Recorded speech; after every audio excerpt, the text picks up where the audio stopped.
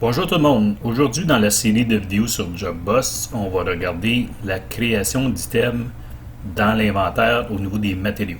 Donc, JobBoss utilise la notion des matériaux pour tout ce qui est fourniture, tout ce qui est outillage, tout ce qui est pièces finies ou quincaillerie, et matière première pour tout ce qui est de la matière première, de l'acier, aluminium, ces choses-là. Donc, on va regarder, nous autres, au niveau des matériaux, on a accès vis-à-vis l'administration des systèmes matériaux ou directement dans l'onglet administration matériaux à cet endroit-là et on arrive dans la fenêtre qui va être la création ou la gestion des matériaux. Donc évidemment, on peut faire la recherche pour des matériaux en cours. Donc si je fais une recherche, je peux utiliser soit les types de quincaillerie, de fourniture de pièces finies que je veux retrouver dans mes matériaux. Je peux utiliser les classes, mais les classes, présentement, on s'en sert principalement pour les matières premières. Le statut, si c'est actif, inactif. Et je peux rentrer directement son code qui est composé de 3 séries de caractères ou la description directement ou encore là avec des filtres de description étendus. Si je fais l'appliquer filtre présentement avec aucune filtration, il va me sortir tout ce qu'il y a dans la liste. Nous, tout ce qui commence avec un chiffre, c'est des pièces finies. Donc on voit que c'est des pièces qui ont rapport à des projets. Et ce qui commence avec des lettres, c'est de la quincaillerie ou des éléments de fourniture. Donc ça commence dans cette liste-là, on voit Q pour quincaillerie. Et cette liste-là, ça provient d'une codification qu'on a réalisée avec une feuille Excel que je présenterai dans une autre vidéo. Donc si on veut créer un item, exemple, je veux créer un item, je vais aller chercher ici, mettons une vis. Donc ici j'ai un button head hex drive screw, c'est du M3 par 0.5 mm de long. Donc, c'est la vis que je regarde présentement. Et c'est du M3 par 0.5 mm par 10 mm de long. Donc, c'est l'item que je veux regarder. Puis, on a même le coût et le numéro d'item chez McMaster pour faire ça. Fait qu'on va créer cet item-là. Donc, je vais revenir dans JobBoss. Et je pourrais déjà filtrer sur la quincaillerie pour voir quelle façon qu'on appelle ça, cet item-là dans la librairie. Donc, j'applique le filtre. Et je regarde dans la liste, j'ai quelque chose qui ressemble à button head ou des choses comme ça. Puis j'ai ici socket head button screw. Donc on voit que dans la liste, j'ai des socket head button screw. Et ce qu'on utilise, nous, c'est la numérotation qu'à partir de 500, c'est des button screw qui vont être métriques. Donc si je regarde ici, 501, c'est M5 par 0.8 par 16 mm, M6 par 1.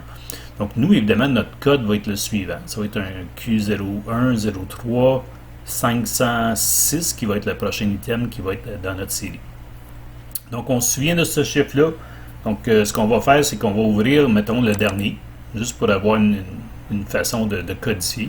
Donc, je double-clique dessus, je rouvre le dernier et je vais copier, dans le fond, la description, mais jusqu'au M qu'il y a là, pour avoir les mêmes caractères. Donc, je fais copier ici et je vais faire nouveau. Puis je sais que ça va être un Q0103 506. Je fais nouveau. Je tape Q01 en majuscule 03 506. Je fais tabulation sur le clavier pour passer au prochain champ. Et je fais encore tabulation pour aller dans la description. Et là, je vais copier ce qui est au début. Et moi, ce que je veux, c'est un M3 par 0.5. Puis si on regarde, c'est M3-0.5 par 10 mm. Donc, par 10. C'est un élément de quincaillerie, donc je rajoute le type. Je pourrais changer de type, mais présentement, je suis dans la quincaillerie. L'unité d'achat, on achète ça à l'unité. On les utilise en fait à l'unité, puis on les achète en boîte, mais nous, on utilise toujours la notion d'unité pour nos items. On pourrait mettre le fournisseur principal, mais on ne sait pas c'est qui notre fournisseur principal dans ces cas-ci. Tout ce qu'on sait, c'est que en inventaire, présentement, on n'en a pas, parce qu'on va en acheter ou on va les créer. Donc, l'évaluation pour les coûts standards, je pourrais regarder c'est quoi le coût standard chez McMaster. Donc, si je regarde ici, c'est 8,38 pour 100. Donc, ça veut dire mon coût standard présentement, c'est à peu près pas 80 sous, mais 8 sous. C'est ça, 8 sous 4 dixièmes par unité. Quelque chose du genre. Donc, je pourrais gérer, dans le fond, le coût moyen à partir de ça. Dans mes balances, si je regarde, c'est le point de commande, c'est-à-dire en bas de quelle quantité ou quelle quantité je vais avoir minimum en inventaire. Donc, je pourrais dire, ben moi, je ne veux pas être en bas de une boîte de 50, exemple, en inventaire, mais c'est des boîtes de 100, donc je vais acheter minimalement, je vais avoir une boîte en inventaire, donc je vais avoir 100. Puis à chaque fois que je vais commander, combien que j'en commande? Je pourrais dire, ben c'est 100 également. Donc je commande une boîte quand ma boîte, je tombe en bas de la dernière boîte qui est utilisée. Et mon emplacement principal, il va être au magasin. Donc au magasin, c'est le local 138. Donc les localisations, c'est 138, c'est le local. C, c'est le coffre. Donc on sait qu'il est dans le coffre numéro 3. Donc coffre numéro 3. Et il va être probablement dans le tiroir numéro 1.